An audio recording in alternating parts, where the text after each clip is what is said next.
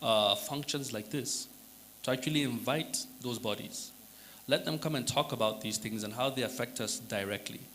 You made mention of something very critical. Government policy changes, government policy affects the way we do things. Okay? And as the law states, ignorance of the law is not an excuse. So we cannot claim to be ignorant. We have to know, and we must function within the confines of the law. So I think the first step would be invite the body, come, let's have the discussion. What are the limitations and what are the gaps that we can fill? What are the things we need to do? What are we allowed to do? What are we not allowed to do? And for me, that's actually the starting point. Thank you so much, sir. My second question is to Mr. Timothy. So what strategies can Plateau State adopt to replicate successful initiatives like Lagos State's United Fiber Project to improve internet connectivity and drive digital transformation locally? Okay, thank you so much for this question, and once more, welcome everyone. I'll start by this. There is the National Startup Act, and I think last week or so, we had a meeting with NIDA at CRISPAN where we had like a conversation where they were talking about domesticating the Startup Act. We can sort of start from there. The state government can align with, the act is very robust. It has a lot of stuff protecting startups in the country and innovation. And then, where I think the Plateau State government can come in to help disrupt the tech ecosystem is, first of all, like what he said, having this conversation, which we're doing now, and then the public-private partnership. For instance, I just came off from the Africa Startup Festival in Lagos State. And when Bosun, who is currently the Commissioner for Science and Technology in Lagos State, he was making a bold statement saying that Lagos State government have been able to support over 70 startups. And he was explaining how they did it. It was just partnering with University of Lagos. That's what they did. They set up a research center in the University of Lagos where they have like a pipeline from the university. The government looks out for talent in the university. Once they can see talent, they create a very fair, there's something very critical I said that I like. Government should not do what the private sector should be doing. Government should not be in the competition because it will only make the competition unfair. Government should just be a neutral body, creating the policy, just supporting, and in creating policy, government also have to truly have conversations with the private sector, not a policy that will favor just the public sector. They should also put into consideration the private sector. So what Bosun did was partnering with the University of Lagos, identifying talent, bringing them, creating incubation. After doing that, they now created an acceleration that now enabled the Lagos State government to give these people seed funding, to kind of start up. So when this startup eventually becomes, mature, then the state government have a cut in whatever ROI that is coming into the company. So first of all, is that kind of partnership that we should be looking out for from leaders in the public sector. I can't speak for those in the public sector, but I think leaders have to be willing to actually effect this change they have been preaching about over the years. It should leave just the papers in their offices to implementation in the streets, implementation in our society, so the communities can feel it. We in the private sector should be able to feel it. And the policies and regulations should be a little bit relaxed because sometimes some policies can really halt innovation. Like in the fintech ecosystem right now, a lot of policies jamming each other. And like what Elon Musk was talking about in the United States, for instance, he said the US government created a policy and said they shouldn't employ those who are seeking immigration status in the US into Tesla, SpaceX, So they don't train them on how to do all this stuff. It has to do with nuclear military program. And then he said there is another law again saying that they should include everyone without discriminating whether the person is an immigrant or whatsoever. So you see the same government creating two policies that are conflicting with each other. And it can be a problem because when you violate one, there is a heavy fine. And because we in the private sector want to be safe, we'll just say, okay, no immigrants, no this, we'll not do this, we'll only just use US citizens. Whereas there may just be a talent from Pakistan, a talent from Kenya, a talent from South Africa that would have disrupted that particular ecosystem or that space, but opportunity was not given because there is a policy that was restricting that person to showcase his or her talent. So yeah, government can come in by, strong strategic partnership with the private sector. And when you talk about fiber, well, I think there are some low-hanging fruits that the government should solve before we start thinking of fiber on the plateau. I like to tell people, it's not about saying technology should come. Are we ready for it now? Is it something that is a priority for Plateau State now? So if instead of bringing fiber to the government house, can Plateau State just partner with MTN, partner with Globalcom or Airtel to see if there is a package that they can have that is exclusive for the state that we can immediately implement and start seeing results? Then in the long run, we can now think of bringing fiber into the system. These are sort of the kind of things that I think the government, the leadership of the government should look into and look into, public-private partnership and actually do what they preach. It's different between announcing something on the news and actually implementing it in the state. So these are sort of what I really feel. If we put into place, we'll begin to see the result. It didn't take us anything. We just announced. For instance, look at Just Tech Fest. When we said we wanted to do this stuff, we didn't just say it and go and sleep. We said it, we reached out to people, we met hubs, we unified everybody, and look at people seated here interested in what we are doing. So you see, we went ahead, just not talking, but also backing it with action. So that's where I think the government can really be effective. Thank you so much, sir. That was really educative. So, Dr. Usman, so what role can tax incentives and grants play in empowering tech entrepreneurs in Plateau State to innovate and compete internationally?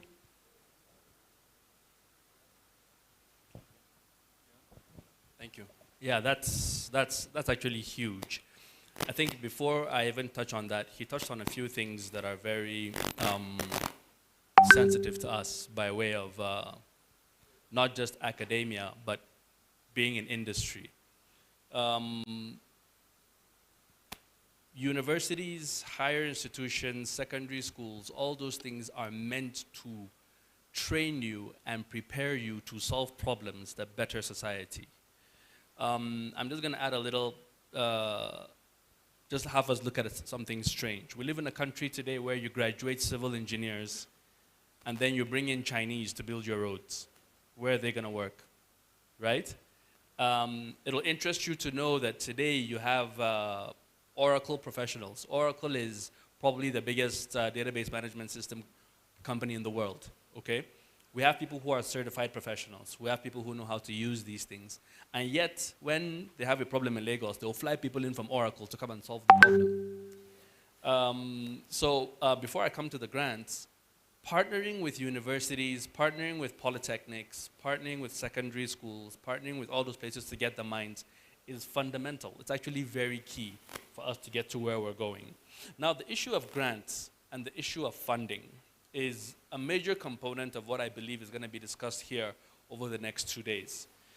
The truth about it is that a lot of things cannot come to light. They just cannot come to light if you do not have the resources. Where does that come into play? He said something very pertinent. What did Lagos do? Lagos was simple. They knew that if I can put money into this research, that's why organizations have research and development. Okay, let me give you a simple example. Why did the United States put a lot of money into space research? The point is not just getting to the moon. The point is not just getting to Mars. The point is the technology we use, the technology we have to build in getting to Mars will solve problems locally. How many of us knew that things like CDs, compact discs, were available since the 60s in fighter jets, way before they became available on tables? You have to understand that just the fact that you want to get somewhere, the effort is going to take you to get there. The technology you're going to build along the way will change a lot of things. So in the context of Plateau State, it would be wise to actually earmark resources to R&D. Now the question would be, how do they structure this? It'll be to bodies like this. It'll be to bodies of people who are already doing something. Because when somebody is already doing something, it is easier to invest in them and it's easier to tax them for results.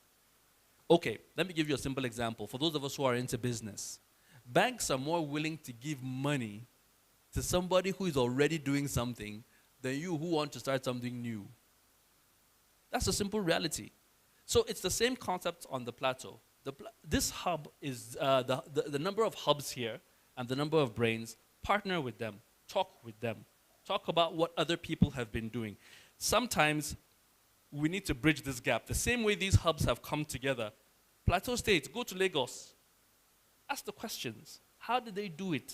What did you do? How can we get it right? Because a lot of the minds, the brain drain we're talking about, people who get something good, they will leave JOS. They will leave JOS. Earlier on, we were talking about U lesson, right? U lesson started here. But it got to a certain point that U lesson left JOS. Why? We don't want U lesson to leave JOS. We want it here. So let's get those kind of things in order so that there's knowledge on how, and then we're bridging the gap also. How we're bridging the gap. My second question is still to you, sir. You are the lead chef for the whole of Bingham University. Yes. Yes, sir. Yes. So, in our presence, he's the Dean of Computer Science for the whole of Bingham University. So, sir, how do you think, how can we strengthen tech education and training programs in Plateau to prepare the youth for the demand of global innovation in the ecosystem? Aha. Is that the complete question? Yes, sir. Okay, good. I'll talk a little bit about what we are doing to kind of give you a picture of how I think we can do something on the plateau to get it going.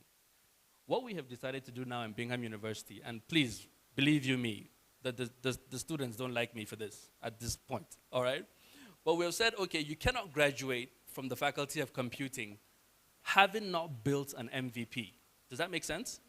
If somebody is an architect, I don't expect an architect to graduate without having to know how to design a building that will stand. Is that logical? It's quite logical, isn't it? If somebody tells you he graduated from medical school and he wants to come and examine you, do you want him not to know how to check you and know what's wrong with you? Imagine a medical doctor not being able to check vitals or the basics. It doesn't make sense, does it? So what we have done now is that we have said, okay, our students in final year, your projects must be at the very least an MVP. Why? Because the truth about it is that, okay, the jobs are not available. So you have to create the jobs. You have to create the space. Okay? And you have the skill to create the space. Now, how does that translate to Plateau? Plateau has several higher institutions. I like what one of the speakers was talking about, partnerships with Mount Carmel, right? Yeah. One of the things like that. We need more and more of that. People need to understand that we are producing a solution-oriented generation. That's just it. Now, one of the things that I would like to say, and I'm saying this with a lot of reservation, but one thing that I strongly believe is that the distance between you today and 10,000 US dollars has been cut short. The distance today between you and $1 million has been cut short. What we're saying is that if you're in a space where you can come up with an idea that solves problems that people want to invest in, trust me, the issue is not the money. Understand this. If this is one takeaway you're going to get from anything that I have said, the issue isn't the money. The issue is the solution. If you're able to come up with a solution, and trust me, and this is probably a different talk for a different time, but the focus should not be the money. The focus should be the solution. The truth about money is that money gravitates. Money gravitates where there's a solution. That's just as simple as that. Once you're given a solution, you will get money. So please think about that, and then think about how we can do that and continue to grow this program. My next question is for I like you recently held a training program for women in rural communities and in underserved areas. What he said, when he said, you don't need money now. All you need is the idea, the solution. You know, what we did was, there was a proposal out there by Microsoft and data.org, a generative AI challenge, and they said they wanted to build solutions for marginalized community. What we did was, we just wrote everything we want to do, and then we had an MVP, like he said, and then we won $250,000. In the whole of Africa, we are the only ones that won it. Yeah, so that's huge, because even Lagos could not, there is South Africa, Egypt, and everywhere. Why did they choose us? Because our interests, our values, our goals, our visions, align with what they want to do. And when we were able to capture it on paper, and with the right consortium that we formed, government, we brought in University of Jos, we brought in a lot of tech companies, policymakers. We were all as a consortium of the team. We formed the consortium of the team that applied for this stuff. And then we got it. Now, when we got this grant, the next step is how do we identify people who are actually marginalized? So we don't go and now be empowering people who are already, established. Then we started reaching out to communities. And the first thing I pitched to Microsoft when we had a meeting with their technical team, they said, see, there is OpenAI, there's ChatGPT. We don't want you to clone another OpenAI and ChatGPT. We want you to create a solution that is going to solve a peculiar problem in your communities and help people who are already out of this cluster of people benefiting from ChatGPT. And I said, they now asked me, they say, what do you want to do? I said, simple. We'll just create an Hausa version of ChatGPT so that we will remove language barrier. So that somebody who wants to know about a particular plant, for instance, can use Hausa to prompt the large language model and then can get a response in Hausa language. I believe that people are naturally intelligent. It's not because of the 4 walls of school that they go get those GPAs and all those stuff. How you measure it is with our forefathers in the villages. They could tell you the weather. They tell you, oh, rain is going to fall by 4 p.m. around that time because the cloud is coming this way. They've never been to the 4 walls of a classroom before. That's because they are naturally intelligent.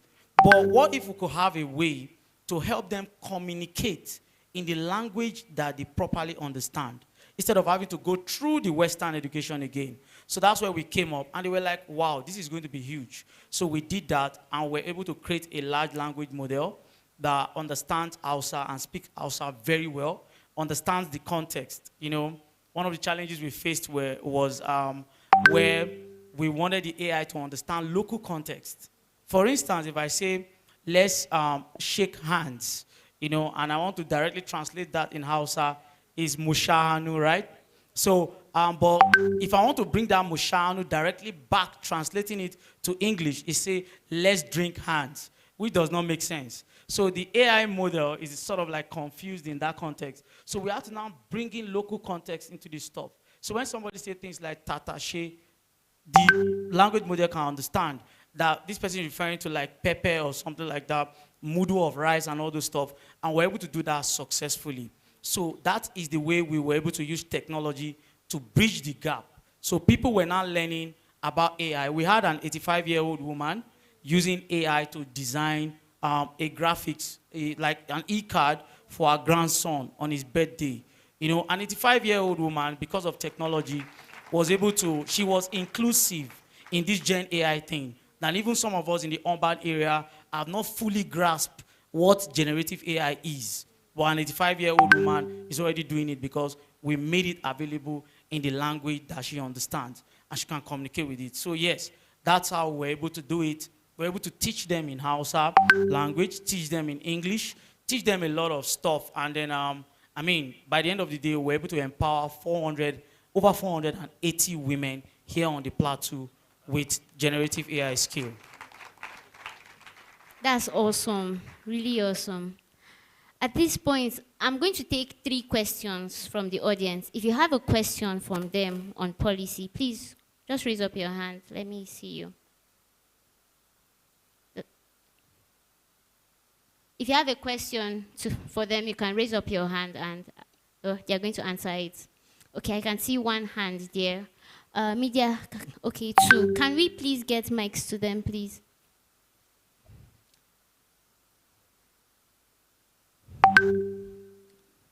Yes, someone at the back. Please, can you raise up your hand again, sir, so they can identify you? Yeah.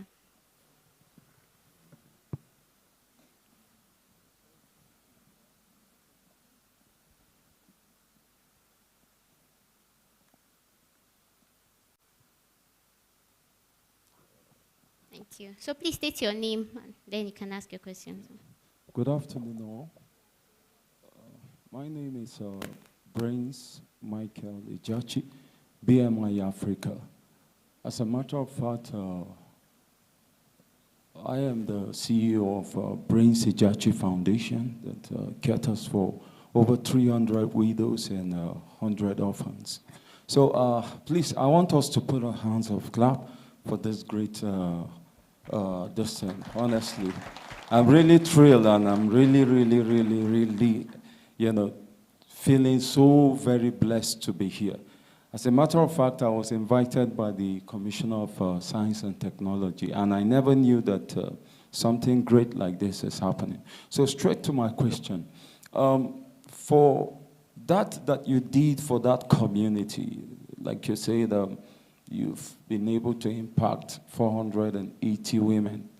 Now, for a local personality that don't have idea of AI, that is the tech world. But let's say people like us that handle this larger group of people, what in database have you been able to put together to soften the very core part for us to at least have this understanding so that we can, in another way, transmit to the larger community that we have? Let me retreat my question again.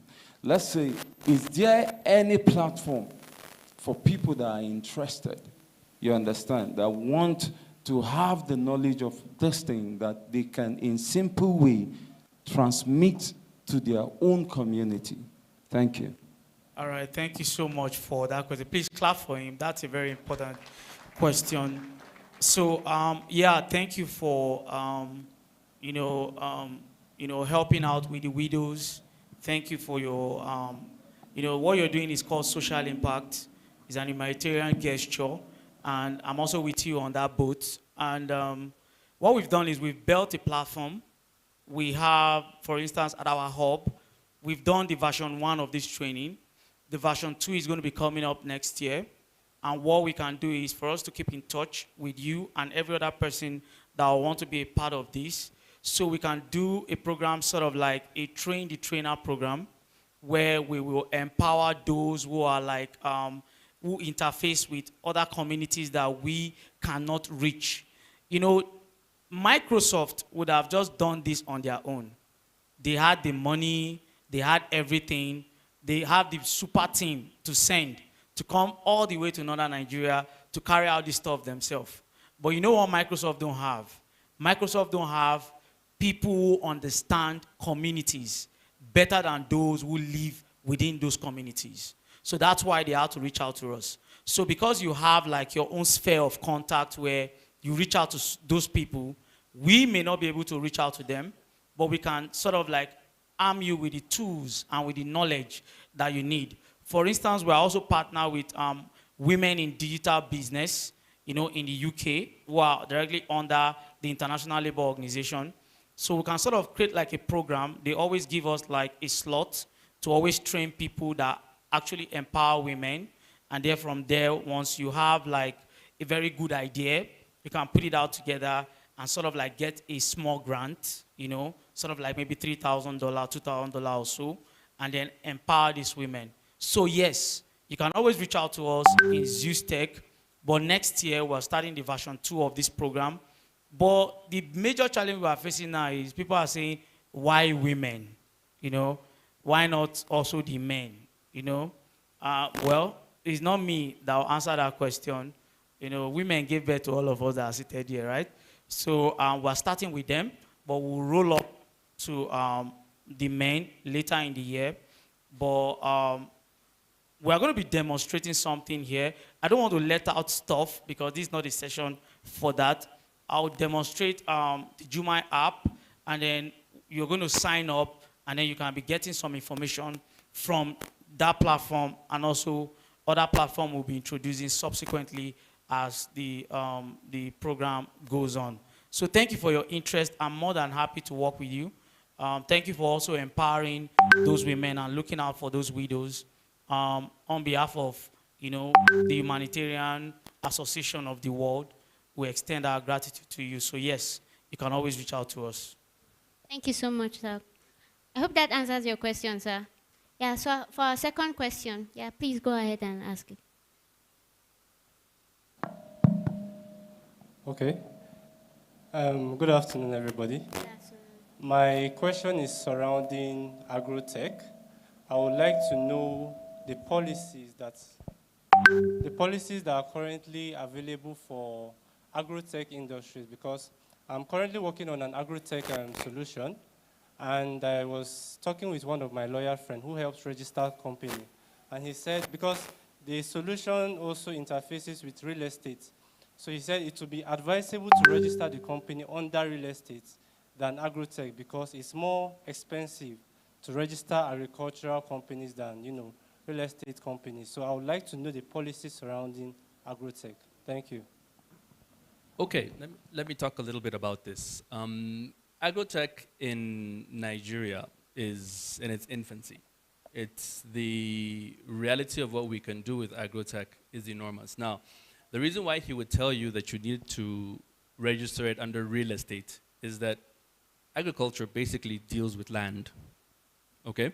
So the land laws are what allow us to do what we can do. And the land laws cover things like residential areas, green areas, areas with which we can do a lot of farming. I'm going to tell you some things too that we have actually been a part of in the last 1 year. The Minister of Communication and Digital Economy is fighting hard to actually improve this landscape that actually includes agrotech.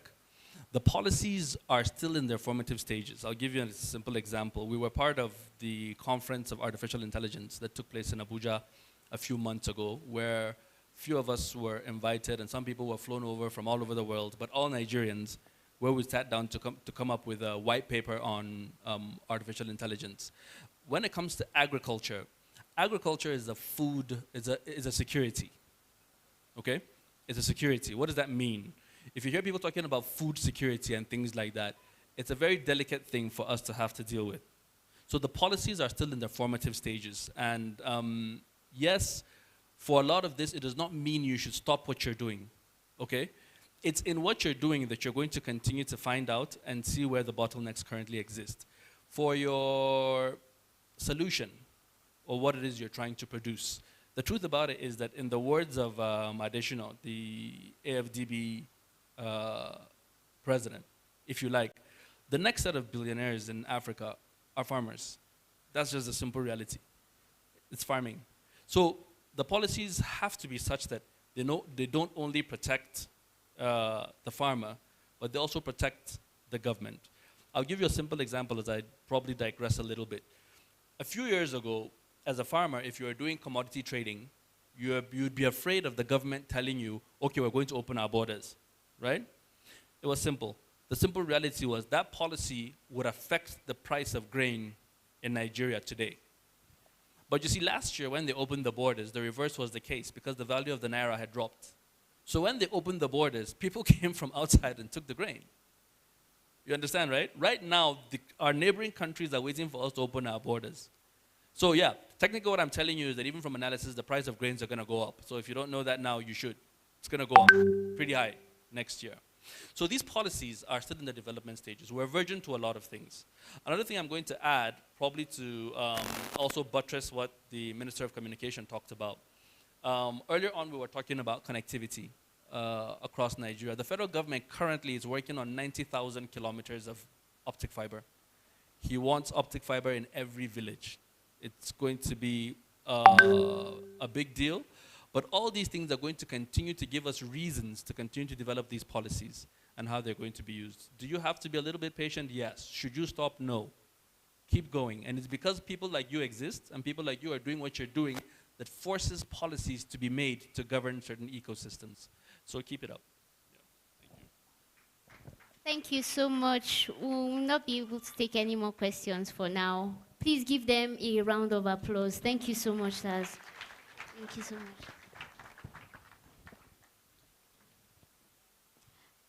Okay, at this stage, we had a little difficulty with money points. They couldn't present their slides.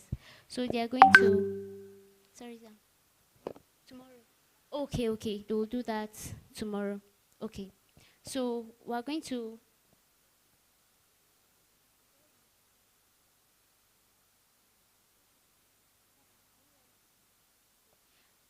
call up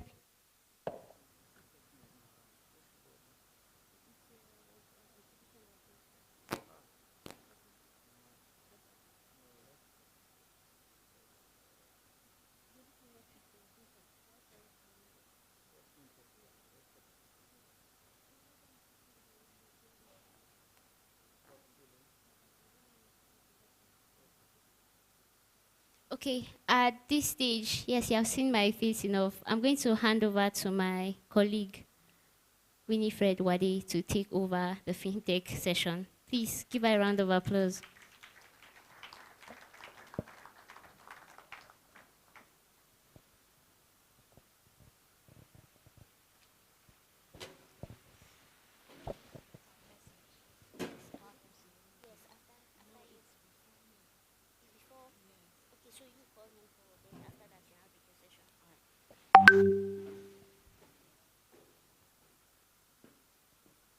Hello?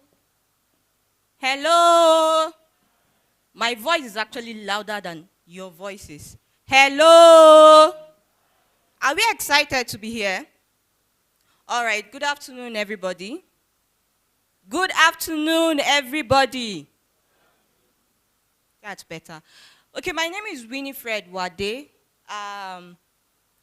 I'm actually going to be the moderator for the next panel discussion. But before we proceed to that, we're looking kind of dull, so I would want to spice it up a bit, but I will invite someone for that actually.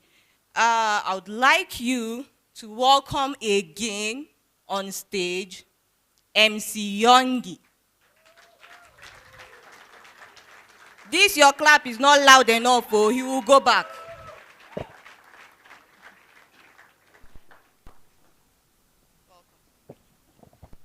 Oh boy, I'm back in your faces. And I thought we had an agreement earlier that once they call me, people will shout. So now when they were calling me, I even told them to stop recording. This one, I've called my guys, join the live. They will shout for me, you'll see. But when I do me normal, just do it, no Allah. God will revenge for me. I tell people to always do whatever you can, but make sure you don't do more than yourself. I have a friend that was working with First Bank. He was doing very well. You know those guys where once they give them tax, they carry them out. Even the bank seeing work rate, they come tell and say, we like what you're doing, we would like to promote you. Where do you see yourself in the next 5 years? You know, so in English, they put people for trouble. Where you don't talk, say, I see myself at the top. In the next, you don't say, I see myself at the Zenith. Now in the second, go find work for Zenith Bank. Where you see yourself, just go there and do what you're doing. And please put your hands together for these wonderful respondents that came up here to answer those questions. I mean, it was beautiful responses we got. Thank you very much for all you're doing. I would just like to ask, which school did you graduate from, sir? Yes, university. ATBU. Bauchi. Ah. Kai. Kuna kukari awore namba. You know, I like the way you proudly said ATBU. Like, the school I graduated from, the name does not exist again. But the certificate is here with the name that does not exist. When I was in school, it was called Kogi State University, KSU. Very sweet acronym. Like you said, ATBU.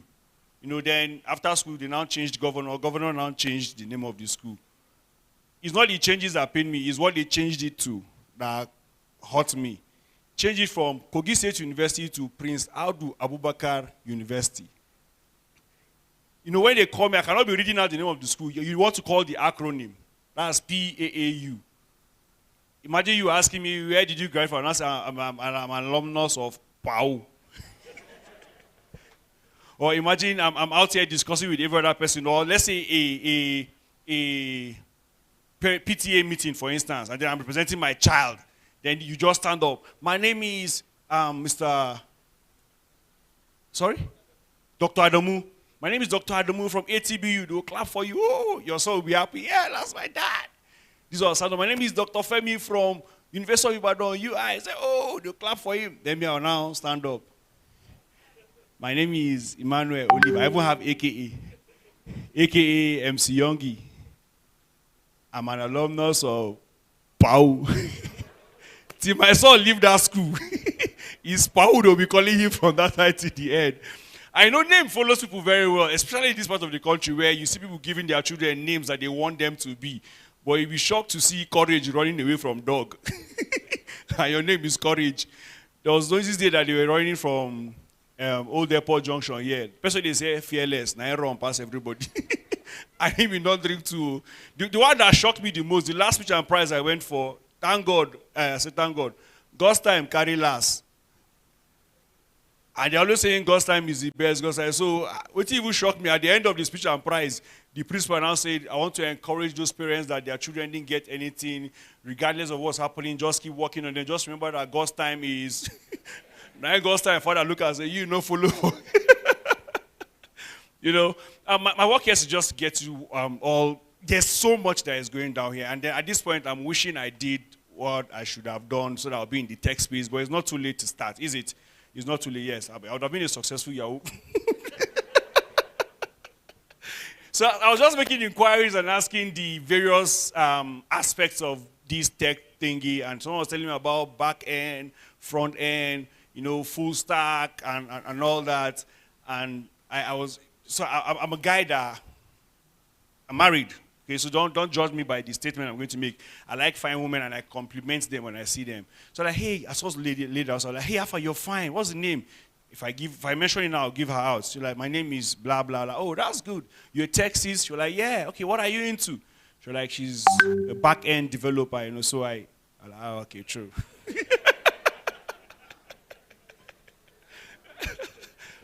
I checked and I confirmed. So I looked at the two friends she was with, and without asking the other one, I just said, I'm sure you're a front-end developer, man. Because she was mindful, man. I mean, she could keep all of us abreast with the happenings in the city of Jos. I hope we are saying the same thing here, because some guys are laughing and shaking their...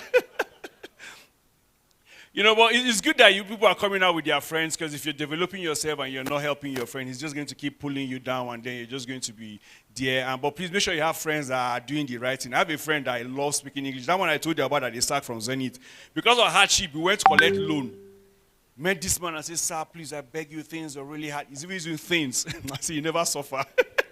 Say things are really hard for me. I don't know if you could help me with the token of, I said, token of 20,000. I first shift said, 20K they call token. You will not get. Say a token of 20,000 naira. I promise to do the needful as I went due. And the man can't come out the, you know, say where you see money, your reserve will come out. Can't give him the 20K. Where you could just talk, say, thank you very much, I'll pay back. He won't show, say, indeed, very grateful. He won't express how grateful he is. Yes, sir, for this thing you have done to me, I don't know if I can ever pay you back. The man collecting money. So that English go put you for trouble. And ladies suffer the same thing too, because you meet a lady and you tell her, hi, what's your name? Instead of her telling you her name, like my name is Mima, my name is Jane, go straight to the point. You want to speak English, I go by the name. You keep going, no? You keep going single everywhere you are going to. So I was discussing with some ladies recently, and then they were telling me that they don't know why men are not getting married these days, that now it's even easier than before. Big lie. The days of my parents, if a man wants to get married, all you need to do is leave the village, get to the city, get a place to stay, 2-3 months. Once you have a place, write a letter to the village, telling your mom the kind of woman you want to marry. She will reply you, telling you the kind of woman she wants you to marry because she's your mom. They'll tell you the day they are sending the woman. You have never seen her, she has never seen you. The day will come, they'll carry the woman, take her to motor park, waybill her to the city. You go to the park, collect your waybill. Family has started. But now it's difficult. Women have brought something up saying wife material. You ask her, are you a wife material? She'll say yes. I don't have an issue with that response. Where I have problem is when you have to ask her how many yards. She'll not tell you 1,000 yards. Wow. So God no get work. If they print only you wife material, I want to reach 1,000. As wife material, you're supposed to be 6 years for up and down. Highest 10 years for Agbada. If the man is even short, 6 years is okay for everything he wants to. But if you're shorting, I'm wife material 1,000 years. That's why John will come and cut short knicker. Israel will come and cut Agbada. This will come and cut sweater. Everybody is cutting what they are cutting. At the end of the day, you're like the relationship should be in your area. Everybody has a cut of you. So when the man finally wants to settle down with you, what is left can never even so shimmy. You just manage the nose marks, and with that, he cannot breathe because you are choking him. You know, I like the way the men are laughing to all these points I'm doing because I'm hitting the women. You two men, you see all material you see, you cut. Maintain your lane, because when you're cutting everywhere, when you eventually get married, even if she's 1 million yards, you will not enjoy her because you are used to coat of many color already. I thank you for the few that got that. So that's those that graduated from my school, PAU. You know, I agree with me. We all have these friends who, no matter what you do, no matter how hard you try to get the best rates for whatever deal you are cutting, they feel you have been cheated. We all have that one friend that no matter what you buy, they feel you have been cheated. So if you don't know that friend, you are the friend to your friends. There's this guy of mine, his name is Albert. Whatever you buy, Albert will feel they've cheated you. I bought an iPhone X, 230K, best deal. As soon as I brought it, he said, what did they say iPhone X? How much? 230. He said, no, now.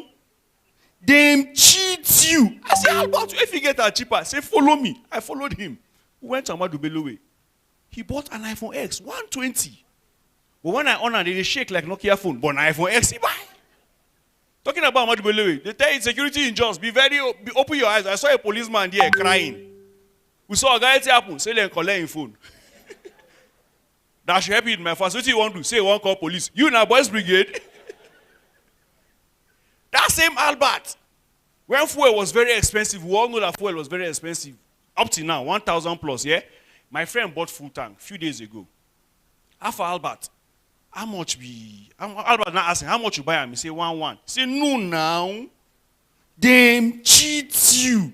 I say, Albert, we know nationwide fuel cost. Where if you see and cheaper, say, follow me. We follow him. Zaria Road. He buy 700 per liter. But now the issue with that fuel is not the car, the fuel. The fuel they overheat, not the car. So if you drive for 2 minutes, you must park, make the fuel calm down. If not, your car will catch fire. But he buy fuel. Person buy the recharge card, 200 naira recharge card. He say, how much you buy? He say 200. Albert say, no now. Them cheat. I say, Albert, will you shut up before you run mad? He say, no, I know if you buy this card, 150. I say, hey, say, you go buy and tutu. But the issue with that one again is you can only make 2 calls. Once you make 2 calls, it don't end. If you dial a person, no pick, half of the money you don't go. So this guy has that thing in him. We now got a call to go for one event in Lagos. They sent us our flight money, all of us. So Albert, instead of flying, he bought a bus ticket. So we contacted and said, I want a meet up. He said, go 9 days before the event. We said, oh, no, wala. 9 Albert, enter road. Come go get accident for Akwanga. The thing now affected his leg. So when we got to the hospital, they said they have to cut the leg. We say, no, wahala, go ahead. So Albert now asks, how much now they cut leg? They say 350,000. They say, no, now. Now one cheats me. We say, Albert, give them this leg. He say, no, I know where they cut and 70,000. I say, where? He say, follow me. We follow him. When we reached there, met the lady in the front desk, the receptionist. Alpha, please, I'm here to cut my leg. Do you still cut leg here? She said, yes. I said, good. I don't tell her. How much? The woman said 50,000. For the first time, Albert fear waiting cheap. Say, I thought it's 70,000. The woman said, yes, we are on promo. So, okay, no, I'll cut her. Now Albert give them leg. So the doctor said, don't worry, he's not going to feel any pain for the next 3 days. We're going to take very good care of him. When he comes tomorrow, you see him all happy because he's not going to feel any pain. So, no, the following day, Wednesday, Albert was crying. He said, She didn't say you no go feel any pain. I be doctor forget to give you the injection. He said, no be that. What is the issue? He said, Moko ask doctor. Doctor, what's the issue? He said, Moko ask Albert. After plenty front and back, because Albert just tell her what's the issue. Albert can say, then cut the wrong leg. So now we cut and say, no now. Them. Now your neck, now they for cut, come on, may you know what they happen to you. Read, federal government says Nigeria is out of recession. Ha, ha, ha. It funny them too. This is how you know we're still struggling to get out of the woods and all that. Before now, you see big companies like MTN sponsoring Project Fame. When last did you see MTN Project Fame? They don't care whether you are famous or you are nobody. Just buy the charge card or buy that and let us do business. That's what they care about. You see programs like The Voice Nigeria by Airtel. Now, the only thing they want to be telling on the air is the recharge card and the data. The one that was giving me joy was Glow Laughter Fest. Now, they don't care whether you are laughing or you are mourning. Just buy what they are selling. So this is how you know we are still struggling with these people. Before now, you could borrow airtime from MTN. And as soon as you're done using the borrowed unit, you can borrow data and they'll give you. Try them now. In fact, now, before you borrow airtime, say you must bring 4 guarantors who are not owing. Ordinarily 200 that I borrowed from MTN, they started sending me scam messages encouraging me to recharge. As soon as I use the last unit from that borrowed airtime, my phone beep, beep, beep. Dear esteemed, I get esteemed, now they borrow 200. Dear esteemed customer, recharge your phone with star 888 and stand a chance to win 600% bonus on every recharge. In my mind, if you want me to pay you back, come out, please. Stop beating around the bush. So I was angry. The following day, very early in the morning, they sent me another message. They were being time conscious. 7 a.m., I got a message. Beep, beep. Dear esteemed value, they added value to the English, whether to confuse me. Dear esteemed valued customer, we believe you borrowed this car with the intentions of paying back. I think it's an Igbo man that sent that message. Now say, please pay us back to enable us to serve you better. They were now reminding me, remember we are MTN, everywhere you. So I got angry, I broke the SIM, but I like the signal strength of that network. So I bought a new SIM, used a different name to register it. Then as soon as I registered it, then their normal message entered my phone. So I opened the message and I said, beep, beep, welcome to MTN Nigeria. Your previous balance of minus 200 from the other line has been transferred to your new line.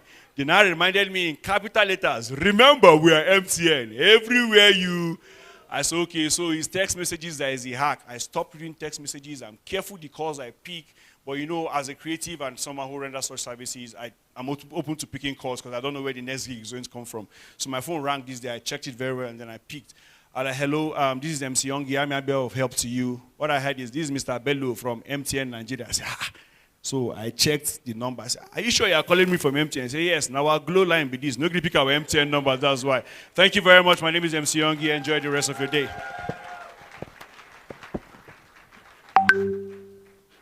Can we all give him a round of applause? Wado, let's stand up and stretch. Let's stretch a little bit. Let's stretch. Let's just stretch. Yeah. Just stretch a little bit. Yeah, thank you. At this point in time, just stay standing like that though. We are going to invite the Honorable Commissioner of Science and Technology for Plateau State, Professor Nanjo Gosele. Please give him a round of applause as he comes up stage.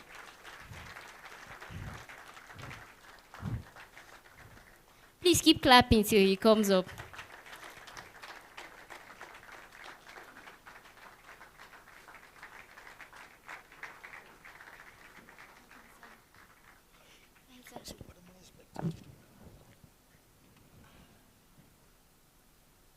Please sit down. Thank you so much.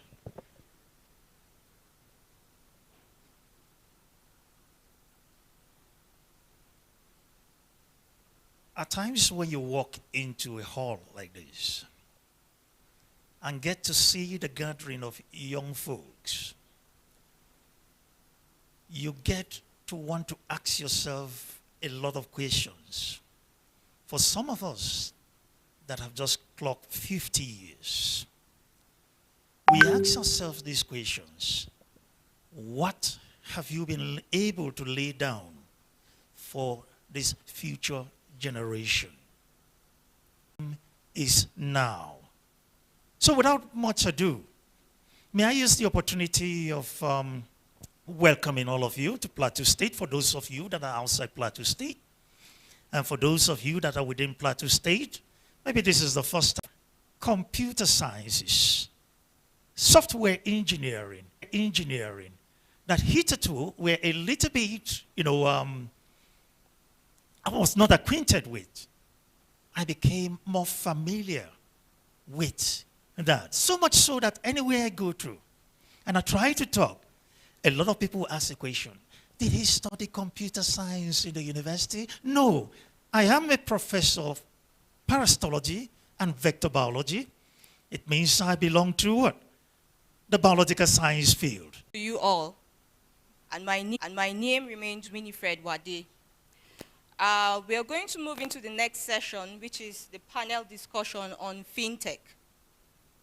So I would like to invite some panel of experts to help us discuss and give us their insight on this particular topic.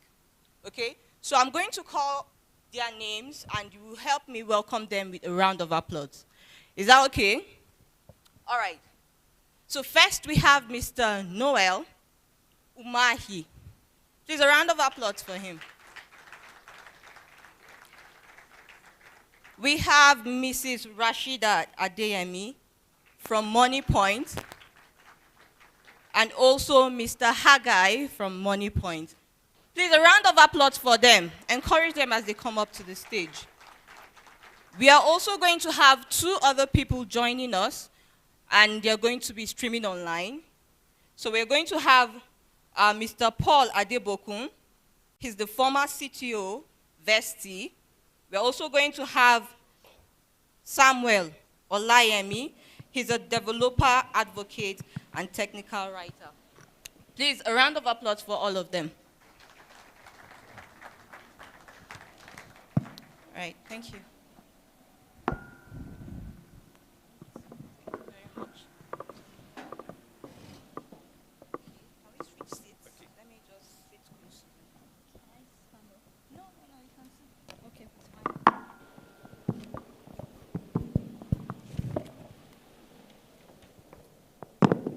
All right, so we're going to be discussing about fintech, the role of fintech in innovating and strengthening Plateau State's economy. So my first question is going to you, Mr. Noel. Okay. How do you define the role of fintech in driving innovation and economic growth in Plateau State and Nigeria as a whole? We want to see here on the Plateau. It may interest you to know that in the city of Jos, one of Nigeria's most defined fintech companies called Recon was born here and is actually in existence here, and people actually use it. They've been partnering with brands, they've been partnering with events and every single thing. That is to tell you that this story just begun. It's a new chapter, and in redefining certain things, fintech plays a very pivotal role in changing the dynamics to what banking looks like. Because if you are fixated on the traditional means of banking, fintech gives you that sense of reliability. Permit me to say, the GTB bank users here, how markets for now? GTB bank people know themselves. So those personal banking managers are indigenous to those local governments, so they can communicate to the local government, so they can communicate to the locals in those environments. They can open personal accounts, they can open business accounts, so the business owners there can transact and then receive payments from clients outside the state. Thank you. You're welcome. So, Mr. Haggai, just from what she said, how do you think we can help people in Plateau State, especially those in remote areas, to use fintech? Okay. Thank you very much for that question. Thank you very much for that question. So we thank God for the likes of MoneyPoint in the sense that fintech has also brought about employment. Just to chip into what he said earlier, the whole dynamics of fintech in our economic growth. So bringing in more people to, should I say, spread the news and make people understand that, okay, this is not, should I use the word scam? Some people are so used to the traditional and conventional banks, and they feel any other thing that is not their first bank, in quotes, is scam. So we need to bring in more people, and these people are going to, should I say, propagate this news that, okay, this isn't scam, this actually works, this is everywhere, this is safe, this is reliable, your details are safe. Because most times we get so scared about our details falling into the wrong hands, and it's understandable, but we need to understand that fintech has come to stay, and we are not going anywhere anytime soon. All right, thank you very much. You know, for people in the remote areas, right, they have these trust issues when it comes to fintech, because they will be like, I cannot see the physical bank, so I cannot put my money in there. You get? Now, how can we actually give them that awareness to know that fintech is the new, just like some people would say? Okay, like I said earlier, for example, if I'm supposed to take the business of MoneyPoint to a village in Bassa local government, let's say to Buhit, and then I don't know how to communicate with them. What I do is to get somebody from that environment and train that person. That person will in turn train like 10 more people from that same environment, so those people can communicate in their dialect and also teach them how to install the app. Actually, it's going to become a problem of show and no tell that now cascades into show and no result. So you have to be super intentional with your marketing. What is the language you're using to talk to these people in rural communities? What's your community development structure that you're putting in place with these guys? How are you going to effectively control their expectations, right? How are they going to feel safe? Because many people have lost hope in traditional banking, sure, where people now, Nigerians are complaining of ATM maintenance card. People are complaining of SMS, that you put money in your bank. I know few months ago on Twitter, people were saying, you get a credit alert of 10K, then you see a balance of 9,958 naira. What bank is that? But then there's fintech where you get that 10K, you're getting that 10K. So now you're not going to now tell them that this is how it is. It is going as little as the grassroots. Permit me to say that it is being super intentional with your storytelling towards them. Okay. Because that way, they're able to relate and interact with what you are doing. You're not just going to be aloof. You're not going to be like a UFO that is flying over their head. They're seeing this thing. And then practically, you're just the show, no tell for them. All right, thank you very much, Mr. Noah. Okay, I believe we are all getting value for our time, right? So if you have questions, you can just write down your questions so you won't forget. After this session, we're going to take your questions. We're going to take 2 questions for the sake of time. Okay, so my next question is to you, Mr. Haggai. You know, we have issues of network and the rest. So why is it good, why is good internet and payment system important for fintech, and what can be done to improve them? Okay, thank you very much for that question. So we are not limited to only internet when it comes to MoneyPoint. It sounds as if I'm marketing, but that's the truth.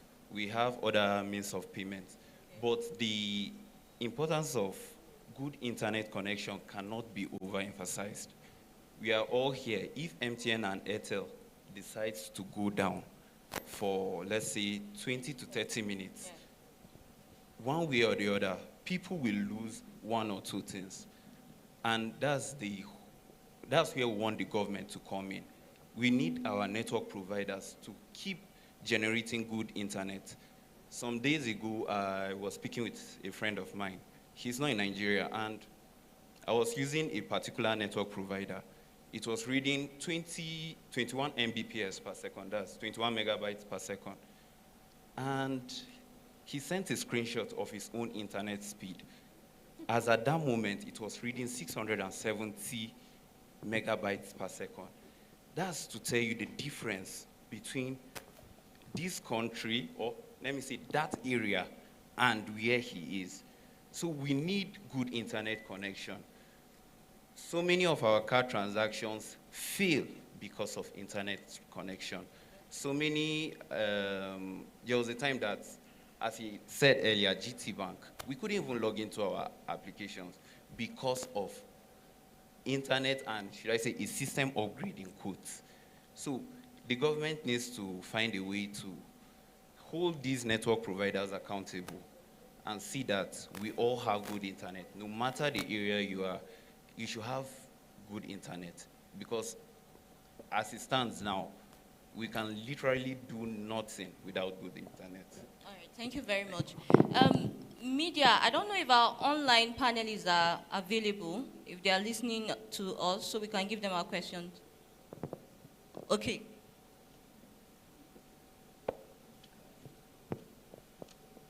So I would like to ask Mr. Paul, is he available?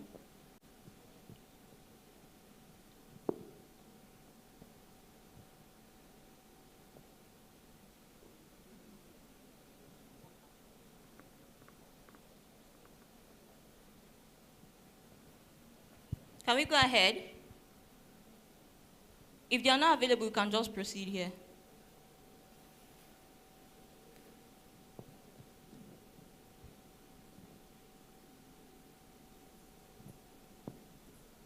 Okay, I can go ahead and ask. Hello. All right, Mr. Paul, this question is for you. That's Mr. Paul Adebokun. He mentioned government, so I would like to ask this question. How can government, fintech companies and other organizations work together to improve fintech in Plateau State and in Nigeria as a whole? All right, thank you very much. So I would say that how can government work together with fintechs? Basically, it's by providing like an enabling environment for businesses to thrive, because at the end of the day, even fintechs are businesses as well. Sure. So there must be that enabling environment. And of course, fintechs also must be ready to adhere to policies, right, that the government have put in place. It's all for the security of everybody, like financial security of everybody at the end of the day. So if fintechs wants to try, they will make sure that, like in Plateau State, they'll be ready to adhere to the policies that govern the financial services, like in Plateau State. And as well, the government also providing either financial support, right, or any other support for fintechs to be able to thrive and scale. All right, thank you very much. I'll quickly ask Mr. Samuel the last question because we are running out of time. Is he with us? Mr. Samuel, are you online? Yes, I'm here. Okay, so this is your question. What new fintech ideas or technology do you think could greatly benefit Plateau State in the next, let's say, 5 years? Oh, okay. Thank you so much for your time. I really appreciate some of the fintech innovation that that could transform to states. Digital payment platform for small businesses. I think is one of the things they should look into. Like many small businesses in Plateau State, still rely on cash.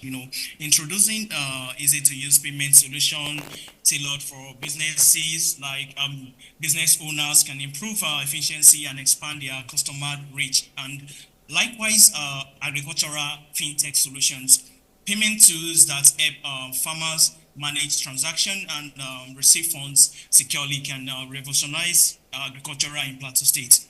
And the thought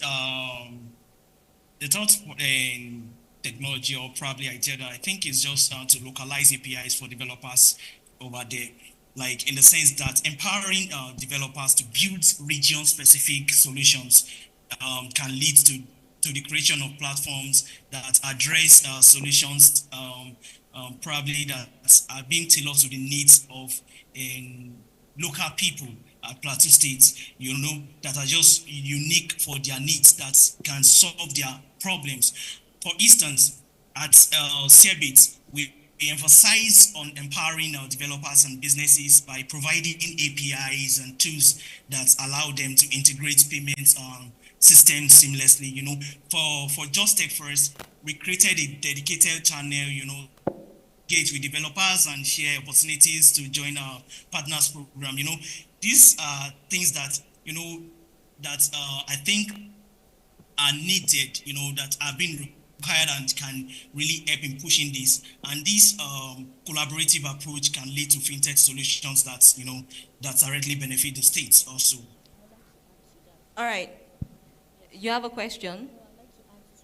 You want to add to it? Okay, please briefly do that. Yes, thank you very much. So, what most of us are familiar with is the offline payment system, which is point of sales machines that we all know. But what MoneyPoint is working on, like what our first speaker talked about, the Monify system. I brought this up because he mentioned online payments. One of our products is Monify, and the Monify is a payments gateway for business owners. For instance, you're an app developer and you want people to pay online, you operate virtually.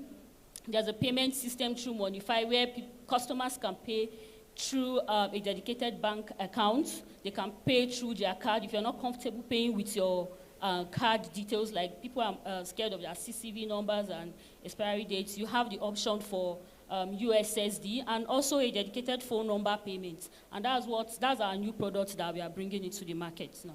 Thank you. All right, thank you very much. Thank you all. Thank you for this wonderful discussion. I believe that we've gotten value for our time. I've been more informed. Can you wave your hands? Let's see. Awesome, awesome. So we'll give this room for questions. And just like I said, we're going to take only 2 questions. So the first 2 hands, if you have a question, you can just show your hand up. Question. Just 2.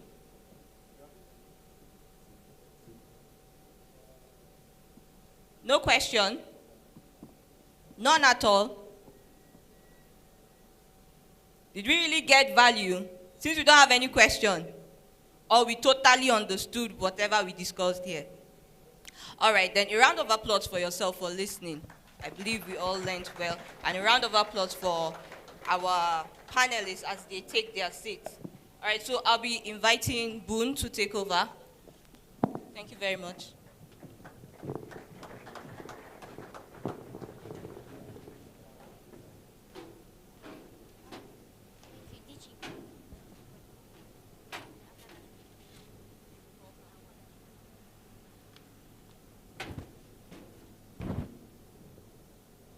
Okay, I was informed that somebody very important walked in. So please give a round of applause as we invite the DG of PITDA, Mr. Dominic Datong. Please give him a round of applause.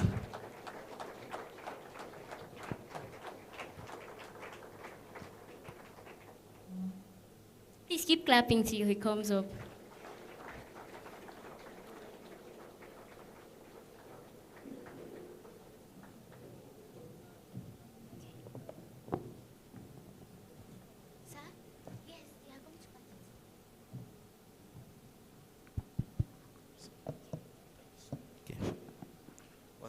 What's the protocol? To sit or to stand or to raise a leg or to stand? Okay, thank you. The Honorable Commissioner, sir, I don't know whether he told you that he's representing the governor,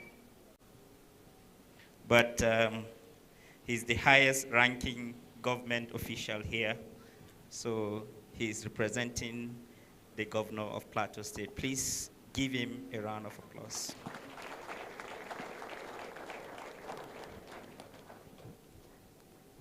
All other protocols duly observed.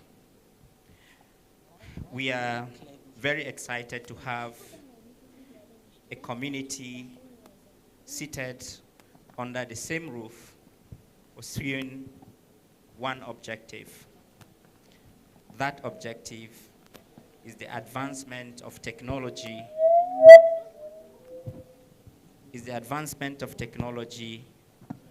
on the plateau or from the plateau for Nigeria and for the world.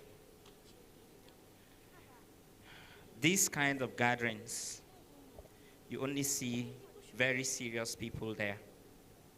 Probably that's why you have empty seats at the back. If you were holding a party or a feast, you would have seen more people than this. But I will encourage you that your being here in this number has just filtered the number of serious people within the technology space. Please give yourselves a round of applause.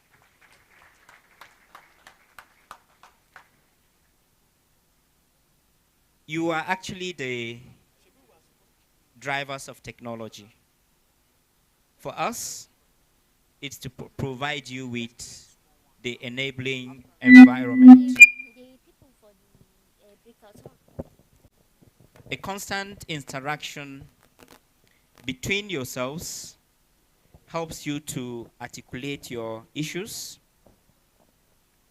share issues, see how you can resolve some issues by yourselves. And then for those that require the intervention of government, you can forward also to us. Therefore, the constant interaction between the technology community and government is actually very, very important. And I would like to assure you that it's not an option for us to see that we work with you people. We don't have any option but to work with you people. Therefore, feel free, knock on our doors at any point in time, and whatever we're able to do for you to ensure that you create jobs on the plateau, create products on the plateau, where the economy will grow, is what we will do for you. I heard Money Point is here. Hey, Money Point. But while I commend your speed of spread and the extent of spread, we are going to raise competitors for you on the plateau. Can somebody clap for me, please?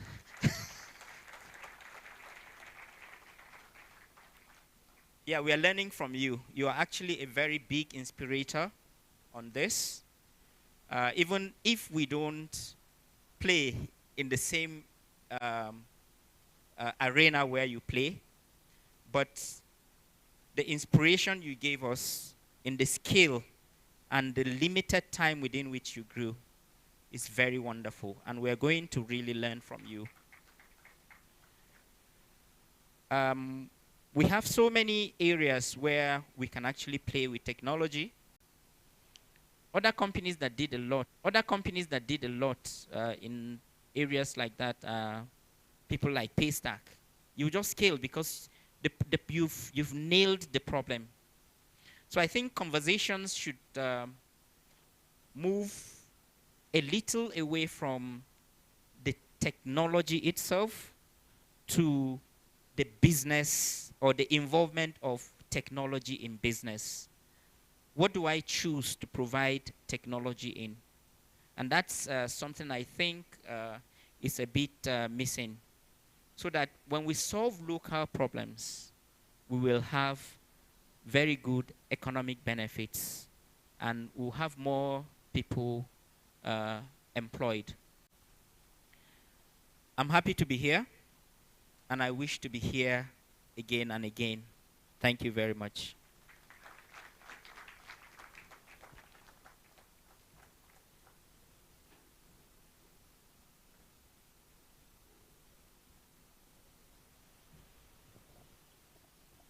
let's put our hands once more for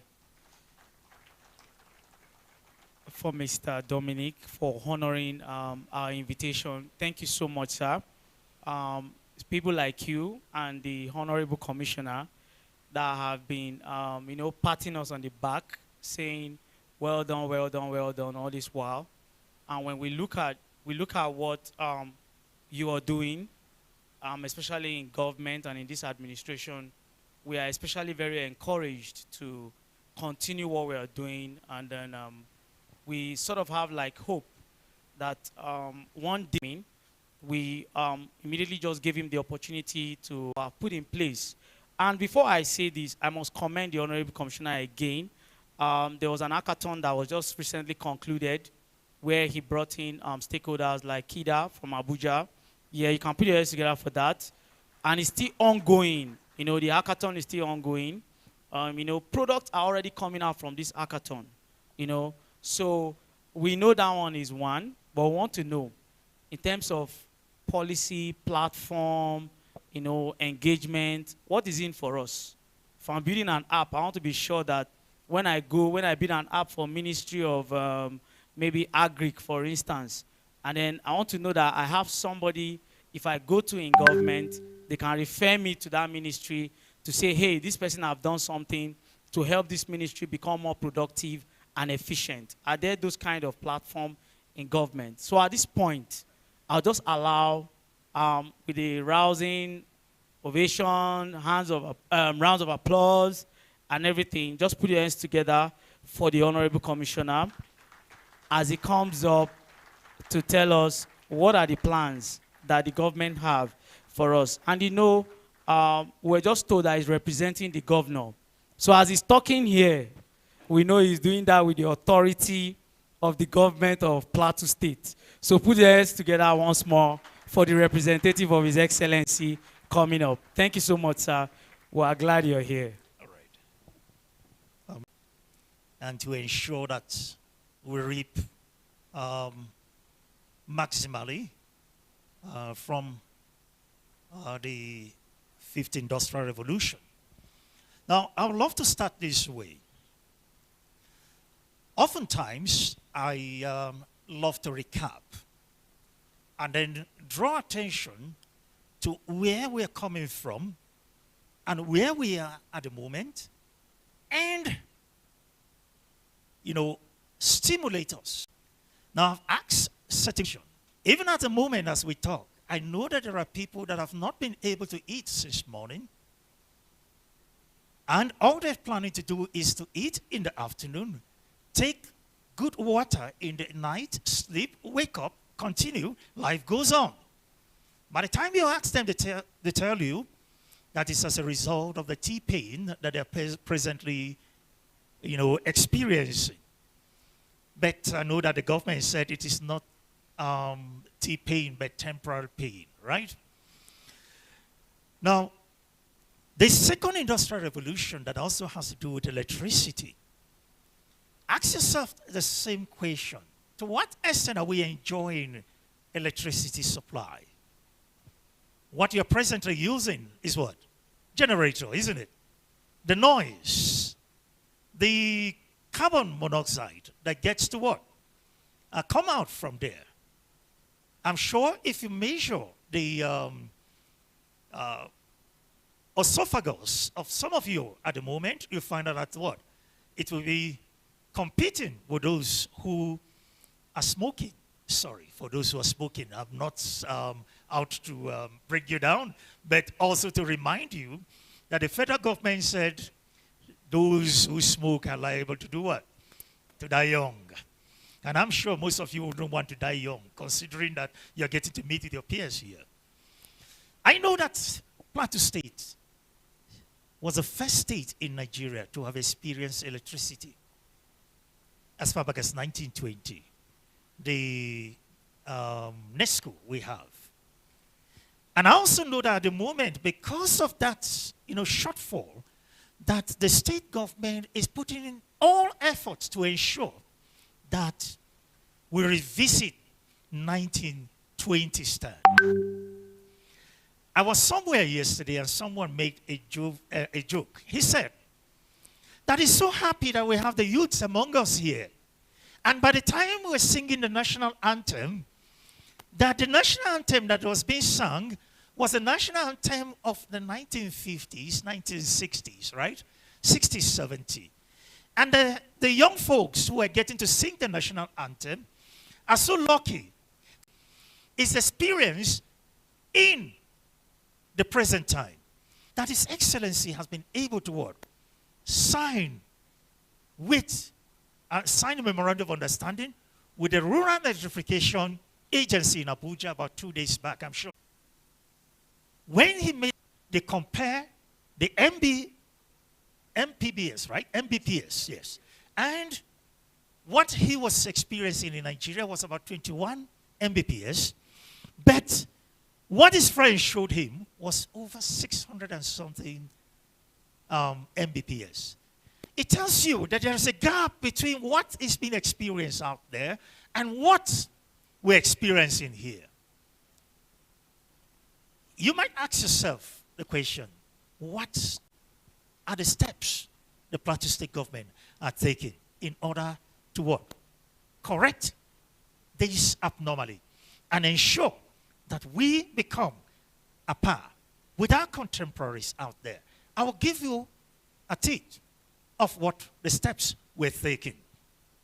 Now, the fourth industrial revolution that has to do with digitization. Now, you ask yourself, even as much as others are reaping from the Internet of Things and other sources of digitization, to what extent have we been able to put in modalities in order to ensure that competitiveness is what? Encouraged. The energy by our younger folks that have been classified to be the highest number of younger folks in the world enjoy that digital, approach. Because there are a lot of opportunities for us to get to reap there. Not to talk of the fifth industrial revolution, which has to do with quantum, quantum industrial revolution. Now, as a government, since we came on board, the first thing we try to do is taking stock of all the steps that we have, identified. And we find out that a lot of the sector in Plateau State have gone comatose. What are the practical steps that we need to take in order to correct this abnormality? Or the comatose state, to revamp it, to resuscitate it, to ensure that we get to reap from the fifth or the fourth industrial revolution and ensure that we also get prepared for the fifth industrial revolution. One of the first steps we did or took was to ensure that we form a call for a stakeholders meeting as far back as 2023 on the 15th of November, where most of the folks around here were opportune to have been a participant in that stakeholders meeting. Now, the stakeholders meeting was the first of its kind on Plateau State. It was in collaboration with local government. And we also have been able to put up what we call the Local Government Technical Working Group. The Technical Working Group, the State Technical Working Group, and also the Local Government Technical Working Group. Now, you could see from the trajectory I just unveiled that we're gradually moving somewhere. And in order to concretize on this effort, we were able to meet up with the Minister of Communication and Digital Economy, who happens to be our very good friend and was a student of the University of Jos, just like some of you. And it so happened that we developed this good relationship then. And the relationship has metamorphosed into what we call state and federal government cohesion. Now, what we've also been able to do is to put up, because we discovered at the course of the interaction that in terms of the laying of fiber optics in Nigeria, Plateau State was number 36. when you include Abuja. It means if you remove Abuja, that we are what? We're the last. So what were these hindrances or sagging process that has what? Militated against our having to have the spread of fiber optics that could encourage a situation where you could be at your the comfort of your house and enjoy, internet connection. Now, in few days from now, His Excellency will graciously be signing what we call the right of Willem, and we are in Northwest, Northeast, and others.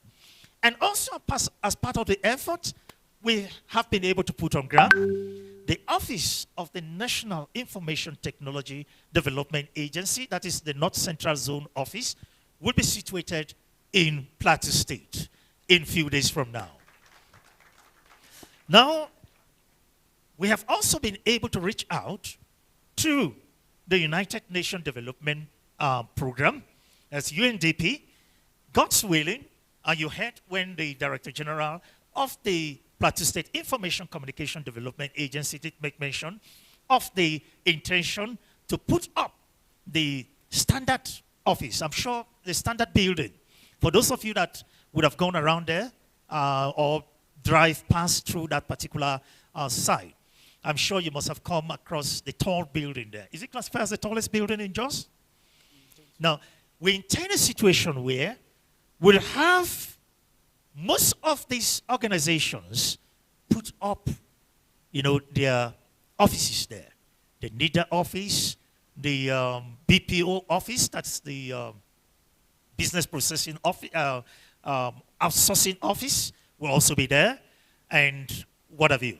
So by the time these offices are put up there, for those of you that are technological savvy, it becomes it creates an opportunity for you to be able to what? Link up with certain individuals out there that intend to either do a near source offshore businesses or a distance outsource business outsourcing for you to be able to what?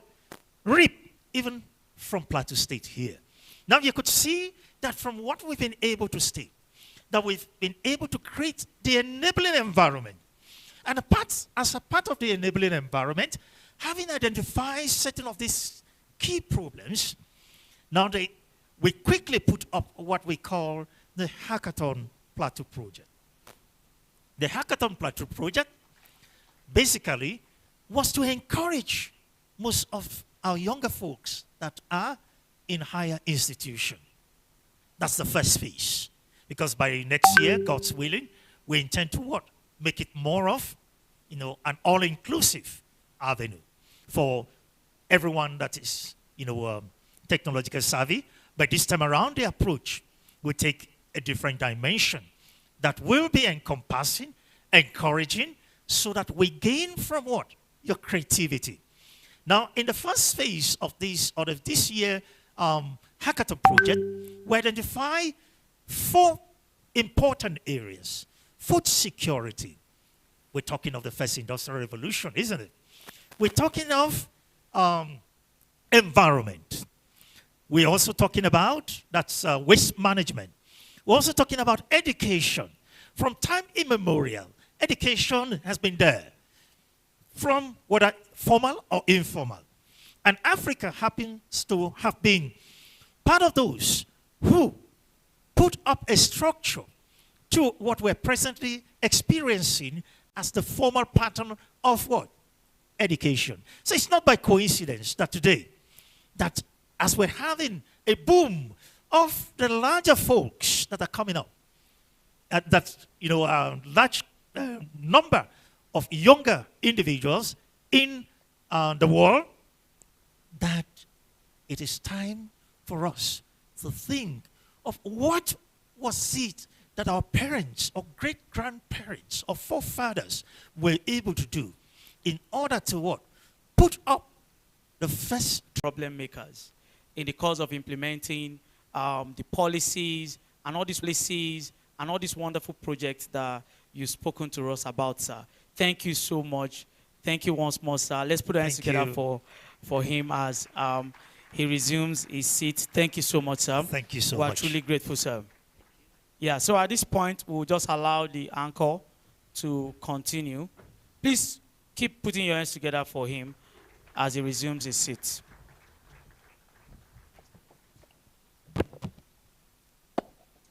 Good afternoon, everyone.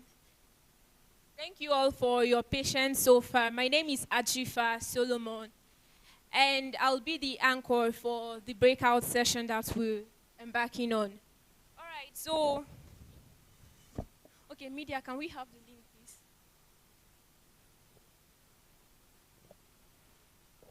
Okay, usually during breakout sessions, there is an inevitable rowdiness that usually accompanies it. So to mitigate it, thank you. So to mitigate it, we created a website that will be able to run the sessions concurrently. So we are going to be having sessions online. It's going to be virtual. And we have the developer trajectory, data science and data analysis, fintech, artificial intelligence, and the blockchain and front-end engineering. Okay, so what you're going to do is you plug in your AirPod, earpiece, headset, whichever one. Organizing team too can come up. All of you, the organizing, if you're on the organizing committee, you come up. So we just quickly take a picture quickly. So we will just, yeah.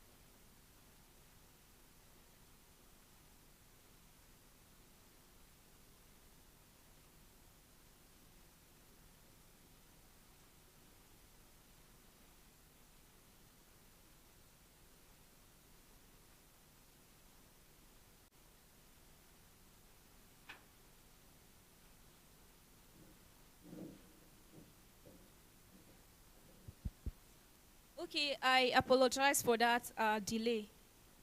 So the purpose of this breakout session is to familiarize ourselves with the nuances of tech, because the world of tech is a whole wide world. So during the breakout session, we are going to have different segments. Like I mentioned earlier, there will be a segment for blockchain, data science and data analysis, fintech, artificial intelligence, and engineering. Okay, I want to confirm, have we been able to connect to the Starlink? No. All right. All right, so while they work on that, I would just love to introduce our panelists for this afternoon. Okay, so please, when I call you, I don't know, I know a lot of us are scattered in the crowd, so you can just indicate by waving your hand.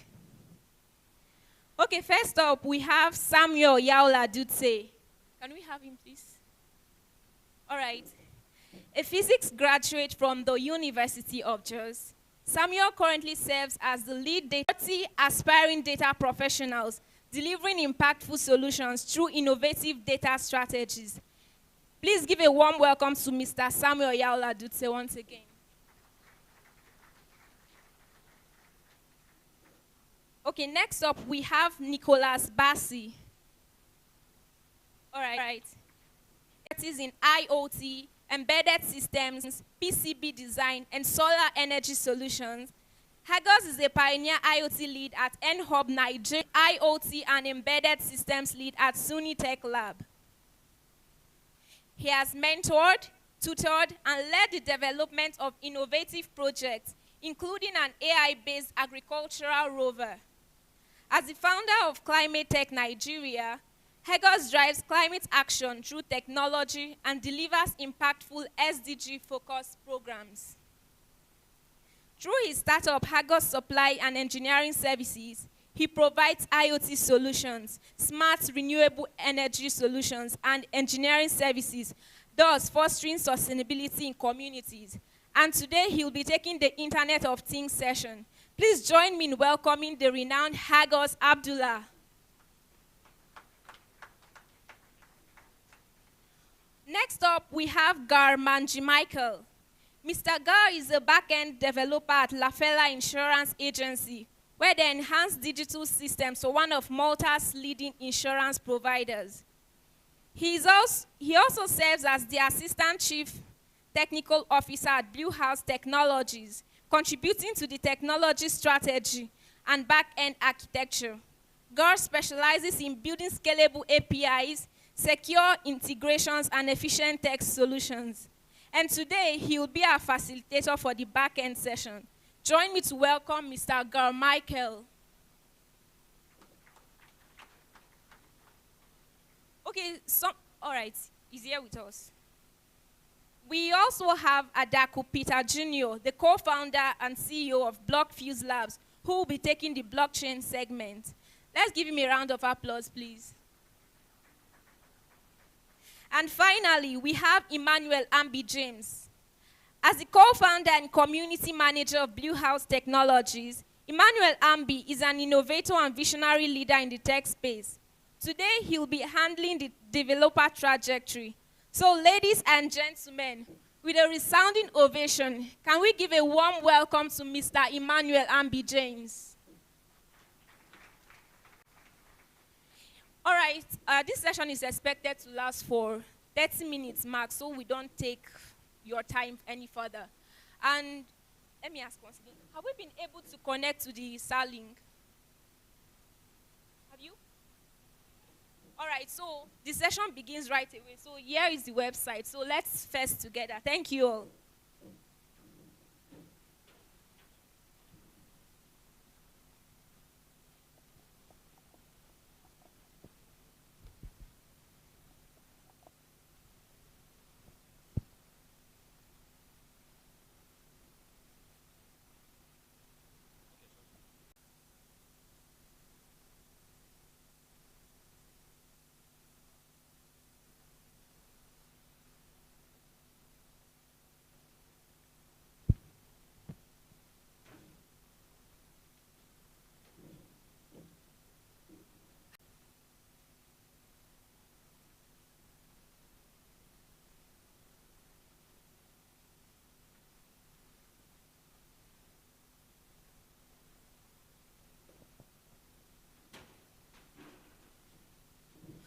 Okay, please, here's what you do.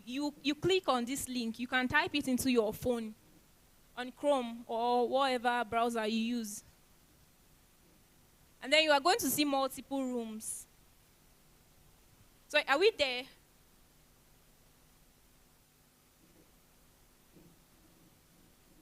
conference.techfest.com.ng.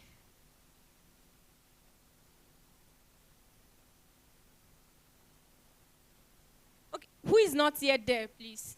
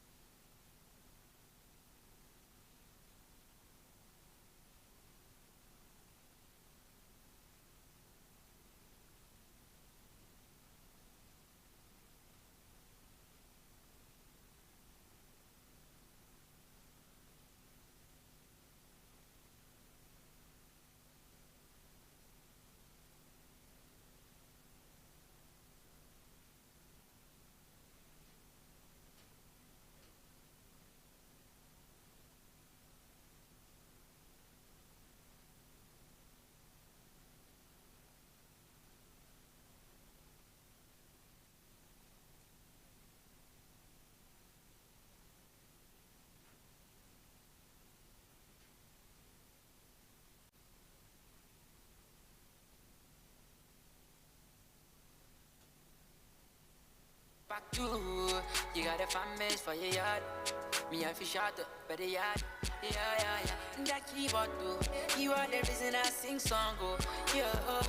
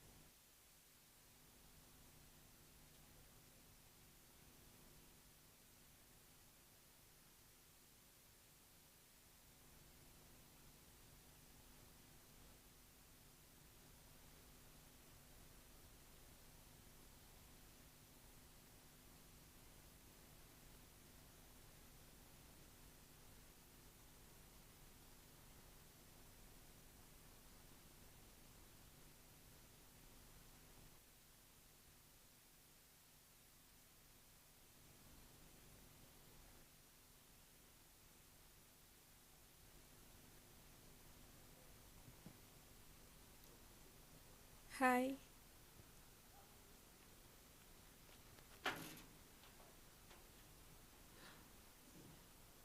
Okay, for those taking blockchain, there's been a slight change. Mr. Adak will not be around, so Mr. Bello will be the one taking the session now. Thank you very much.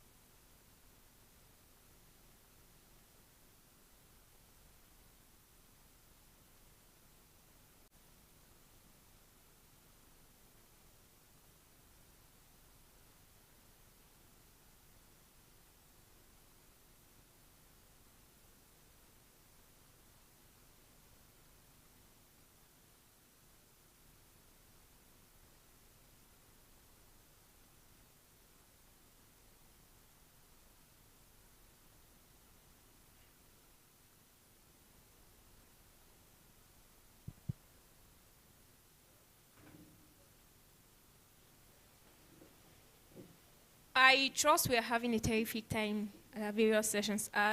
Just a soft reminder that we have 8 more minutes to conclude, so we can begin taking questions and finishing all that needs to be done. Thank you.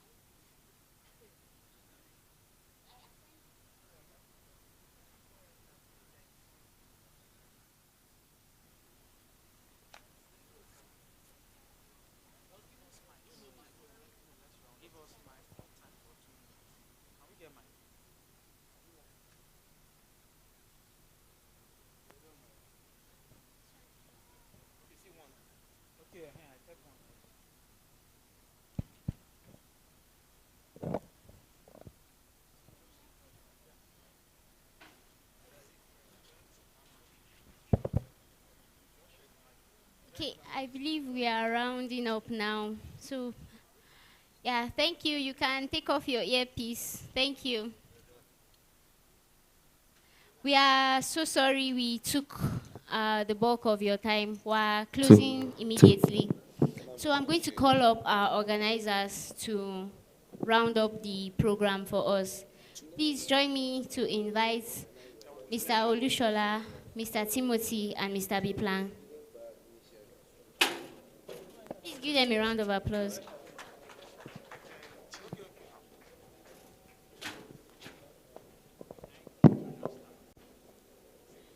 Two. Okay. Hi, everyone. I know we took a lot of time and some other stuff, but first of all, I would just like to say thank you to every one of you. I know the facilitators are still trying to round up their session. And I just need you to know something. This technology you're using to currently connect on this breakout session was developed here on the Plateau, and the lead engineer is the one here in our middle. Put your hands together for him.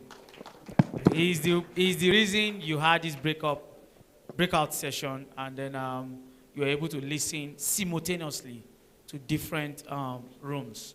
And he developed it just within 3 days that we thought about it. So please put your hands together again for him. That's great. So I'll just allow him to just talk. But before we go there, tomorrow is, because we couldn't do product showcase today, all the AI product, fintech product, everything that you want to see, tomorrow is power-packed, where we'll be doing practicals. You see product, you can go behind the exhibition, try out our AI product. There is Clock Pay, there is Co-Founder. Co-Founder is an app that just allows you to speak Hausa, Igbo, or Yoruba, and then the AI will just generate an app for you, deploy it in tomorrow. So I'll just allow him talk. So tomorrow, please, we'll be coming early, 9 a.m., so we'll be able to close quickly. So for those of your friends that are not here, talk to them. Tomorrow is the due day. It's not paid. It's not paid. A lot of people kept asking me, is it free? Is it paid? Tell them it's completely free. If we had the opportunity, we would have given everybody food, but maybe for next year. So I'll just allow him talk. Okay, thank you so much, Tim. Also, thank you for spending this time to this moment. And I believe that you've been able to pick one or two during the breakout session. I know for some of us, especially doing the blockchain, we've not been able to really listen in. But what we will do tomorrow is that we're going to have a more flexible schedule for those interested in that field to learn one or two things. Again, I want to say thank you to our sponsors and our partners, Recon, ClockPay, MoneyPoint, Axia Hub, BNB Creators, Africa Plus, and a whole lot of more, AWS. I think tomorrow also we're having AWS and Money Switch. Yeah. To be on board, to speak to us. Yeah. Microsoft too. So just come prepared tomorrow for that. So thank you, everyone, and thank you for spending the time to this moment. See you tomorrow. I don't know. Okay. So thank you, everyone, for staying to this time. Tomorrow will be a whole different game. Like today, it was just a lot of talk and talk and talk. But tomorrow, you see a lot of product and you see a lot of startup in Plateau State. Yeah, that wow you and you like. So something like this is going on in Plateau State. I thought it's only US and UK. So I just indulge everyone here, please, to come tomorrow and invite more people to come. Thank you. And also, tomorrow might just be the day you'll be employed by one of these startups that will be doing their presentation. So just come open-minded. Startups are looking for employee. Localization of the Startup Act for the states. So we had to dash in there very quickly this morning, and I just got to know this morning. But I'm super excited about this event for many reasons. The major reason is that this is one of the most successful efforts at true collaboration on the Plateau State. And it's a step in the right direction. I'm looking forward to tomorrow. Hopefully tomorrow I should be here earlier. And I'm excited, and I just want to say to the organizers, more grace and amazing things you're doing for the ecosystem. I'm hoping that in the next couple of years, we are going to be able to see the benefits of the things you're doing. So see you tomorrow, everyone. Thank you very much. Thank you so much. So as it's going down now, collect your voucher, Abuja to just to Abuja, right? I'm just kidding. Don't meet him for anything. So tomorrow we see all of you. Just come prepared tomorrow. Okay, so we'll be taking pictures after now, but just come prepared tomorrow. Come with your laptops. We might be putting up links. You'll just be the first person to sign up. Myself, I'll be giving you free vouchers on the platform that I'm going to be demonstrating. We'll give you free tokens so you can try out this platform. It's going to really be fun. Today we did a lot of talking. You know, we have to just explain things that are going on so that tomorrow when you start seeing the product, you know it's not just all talk. It's talking, and then we are also following it with actions, right? So at this point, we'd like for everybody in this hall, as much as this stage can take, to just come up to take a group picture so that we can just, you know, it's important for your picture to appear. You never can tell. Tomorrow you might just be applying for something with the United Nations or World Bank, and they say, how can we be sure that you are actually part of Just Tech Fest? Then you can just pull out the picture from our website and show them. Even though AI now can do those stuff, but don't worry, when they call us on phone, we'll verify. All right, so at this point, you can just quickly rush up. You know, the faster you come on stage, the more chance you have to be visible on this picture. So I don't need to beg you now. All right. So some can even be, you know, if you just look at it, just be strategic. If you see that you don't have a chance up here, just come by this side here so that you can quickly, you know. I like the urgency. I like the urgency. Oh, so, yeah. Our mentors are. Where are the students? Good afternoon. Yeah, can we just have those from Mount Carmel?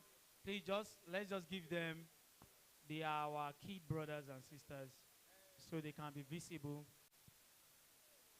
I think you just have to just maybe just squat a bit, yeah.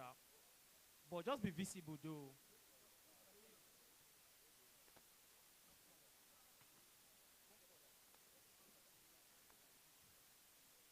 One day, when they ask you, you say, I was there when this unicorn product launched. I was there when they don't even have one user. Now they have 3 million users.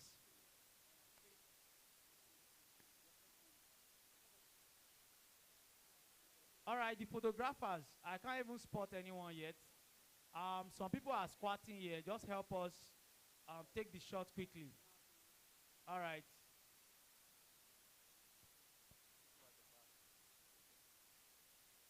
Maybe we can do something more fun.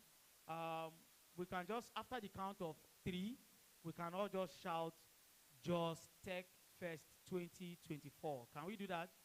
So I'll lead the count. 1, 2, 3, go. Just Tech Fest 2024. Yeah, you can shout.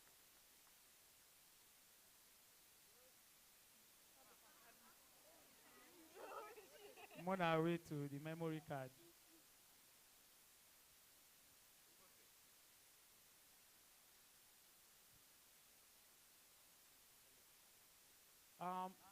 Those behind, you don't want to be part of history.